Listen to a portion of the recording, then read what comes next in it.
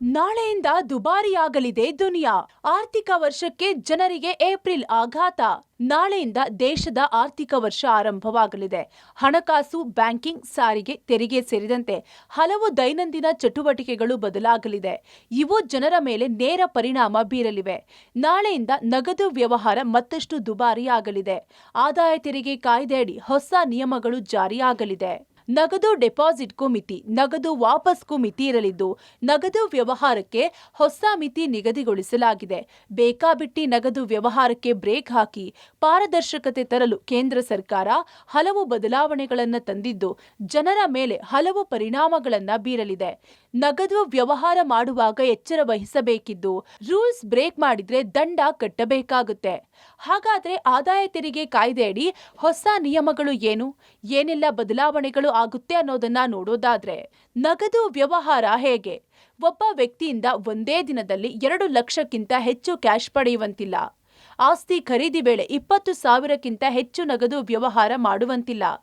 ಕೈ ಸಾಲ ಕೂಡ 20,000ಕ್ಕಿಂತ ಜಾಸ್ತಿ ನಗದು ರೂಪದಲ್ಲಿ ತೆಗೆದುಕೊಳ್ಳಬಾರದು. 20,000ಕ್ಕಿಂತ ಜಾಸ್ತಿ ನಗದು ರೂಪದಲ್ಲಿ ಸೆಕ್ಯೂರಿಟಿ ಡೆಪಾಸಿಟ್ ತೆಗೆದುಕೊಂಡ್ರೆ 100% ದಂಡ. ಸೆಕ್ಯೂರಿಟಿ ಡೆಪಾಸಿಟ್ 20,000ಕ್ಕಿಂತ ಹೆಚ್ಚು ನಗದು ರೂಪದಲ್ಲಿ ವಾಪಸ್ ಕೊಟ್ರೆ 100% ದಂಡ ಬೀಳಲಿದೆ. ಈ ಬಗ್ಗೆ ಆರ್ಥಿಕ ತಜ್ಞರು ವಿಶ್ಲೇಷಣೆ ಮಾಡೋದು ಹೀಗೆ. ನಮ್ಮ ಹಳೆ ಏನು ತೆರಿಗೆ ಕಾನೂನು ಇತ್ತು ಅದನ್ನ ಸಂಪೂರ್ಣವಾಗಿ ತೆಗೆದುಹಾಕಿ ಹೊಸ ತೆರಿಗೆ ಕಾನೂನನ್ನ ನಾವು ಅಡಾಪ್ಟ್ ಮಾಡಿದ್ವಿ. ನಾವು ಈ ಹಿಂದೆ ಹಣವನ್ನ ನಾವು ನಮ್ಮ ಬ್ಯಾಂಕ್ ಖಾತೆಗೆ ಜಮಾ ಮಾಡಿದಾಗ ಏನಾಗಿತ್ತಪ್ಪ ಅಂತಂದ್ರೆ ಅದಕ್ಕೆ ಚಾರ್ಜಸ್ ಇರ್ತಾ ಇರ್ಲಿಲ್ಲ. ಈಗ ಏನಾಗಿದೆಪ್ಪ ಅಂತಂದ್ರೆ ಆ ಮಿತಿಯನ್ನ 10 ಲಕ್ಷಕ್ಕೆ ಏರಿಸಿದ್ದಾರೆ. 10 ಲಕ್ಷಕ್ಕಿಂತ ಹೆಚ್ಚಿನ ಹಣವನ್ನ ನೀವು ಡ್ರಾ ಮಾಡಿದ್ರು ಕೂಡ ಅಥವಾ ಡೆಪಾಸಿಟ್ ಮಾಡಿದ್ರು ಕೂಡ ನಿಮಗೆ ಕಂಪಲ್ಸರಿ ಪ್ಯಾನ್ ಕಾರ್ಡ್ ಇರಬೇಕು ಮತ್ತು ಕೆಲವು ಚಾರ್ಜಸ್ನ ಅವರು ಹಾಕ್ತಾ ಹೋಗ್ತಾರೆ. ಅದು ಬ್ಯಾಂಕಿಂಗ್ ಅವರು ಆಗ್ತಾ ಇರೋದು, ಇನ್ಕಮ್ ಟ್ಯಾಕ್ಸ್ ಅವರು ಆಗ್ತಾ ಇಲ್ಲ. ದುಬಾರಿ ದುನಿಯಾ, ಜೇಬಿಗೆ ಕತ್ತರಿ. ನೀರು, ಕರೆಂಟ್, ಟೋಲ್ ಎಲ್ಲವೂ ಕಾಸ್ಟ್ಲಿ. ಕೇಂದ್ರ ಮತ್ತು ರಾಜ್ಯ ಸರ್ಕಾರದಿಂದ ದರ ಏರಿಕೆ. ನಾಳೆಯಿಂದ ಎಲ್ಲಾ ದುಬಾರಿ, ನಿಮ್ಮ ಜೇಬಿಗೆ ಬೀಳುತ್ತೆ ಕತ್ತರಿ. ನೀರು, ಕರೆಂಟ್, ಟೋಲ್ ಸೇರಿ ಎಲ್ಲವೂ ದುಬಾರಿಯಾಗಲಿವೆ. ಕೇಂದ್ರ, ರಾಜ್ಯ ಸರ್ಕಾರಗಳೆರಡು ಜನಸಾಮಾನ್ಯರಿಗೆ ಬರ ಎಳೆದಿವೆ. ಇದು ಏಪ್ರಿಲ್ ಶಾಕ್. ನೀರಿನ ದರ, ವಿದ್ಯುತ್ ದರ ಏರಿಕೆ ರಾಜ್ಯ ಸರ್ಕಾರದ ಕೃಪೆಯಾದ್ರೆ, ಟೋಲ್ ದರ ಹೆಚ್ಚಳ ಕೇಂದ್ರ ಸರ್ಕಾರದ ಕೃಪೆ. ಟೋಲ್ ದರವು ಹೆಚ್ಚಳದ ಜೊತೆಗೆ ಪಾಸ್ ದರವು ಹೆಚ್ಚಳವಾಗಲಿದೆ. ಟ್ರೆಂಡಿಂಗ್ ಶುಲ್ಕ, ಕೆಲ ಕಂಪನಿಗಳ ವಾಹನಗಳ ಬೆಲೆ ಏರಿಕೆ ಬಿಸಿ ತಟ್ಟಲಿದೆ.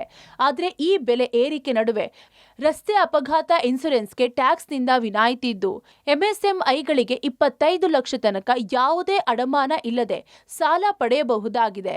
ಹಾಗಾದ್ರೆ ಯಾವುದು ದುಬಾರಿ? ಏಪ್ರಿಲ್ 1ರಿಂದ ಏನು ಹೆಚ್ಚಾಗುತ್ತೆ ಅನ್ನೋದನ್ನ ನೋಡೋದಾದ್ರೆ, ಏಪ್ರಿಲ್ ಶಾಕ್, ದುಬಾರಿ ದುನಿಯಾ.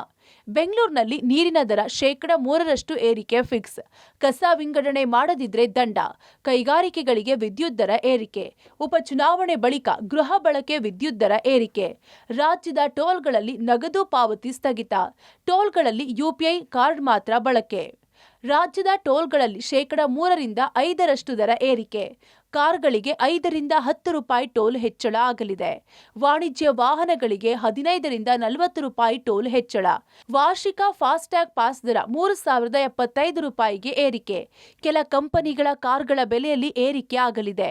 ಒಟ್ಟಾರೆ ಈ ದಿನ ಕಳೆದು ಬೆಳಗಾದ್ರೆ ಎಲ್ಲವೂ ದುಬಾರಿಯಾಗಲಿದೆ. ದುಬಾರಿ ದುನಿಯಾಗೆ ಜನರು ಸಜ್ಜಾಗಬೇಕಿದೆ.